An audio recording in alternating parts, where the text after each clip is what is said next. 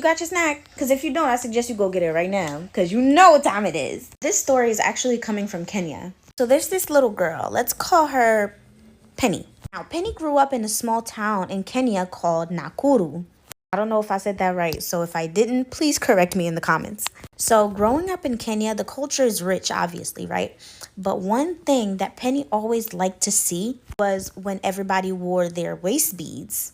She thought waist beads were so beautiful, and for the longest, she's been asking her parents, like, can I wear waist beads? And for some reason, her parents wouldn't let her. Her parents tried to explain to her that waist beads are very cultural, and they are used for different things within different tribes. Her parents also told her that the people in their town don't wear waist beads for no reason.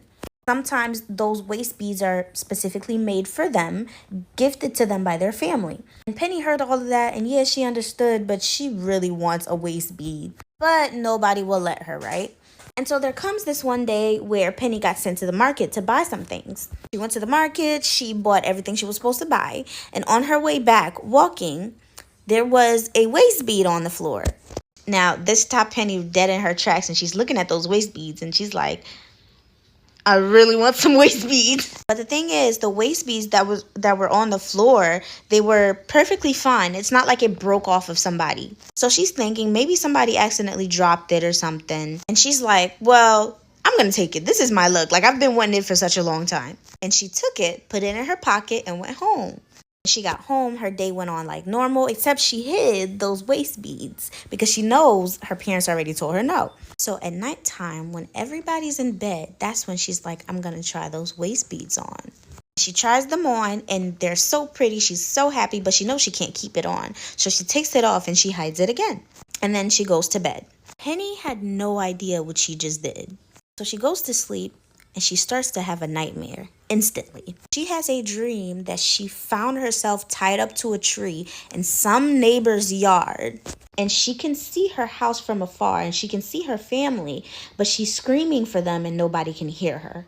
She's stuck under that tree for a while, and she's trying her best to get people's attention, but it's not working. The only person that know that she's there is the only person that put her there, like that tied her up to that tree. And she can see that the person that did this to her is this lady, this older looking lady, but she's also standing very far apart.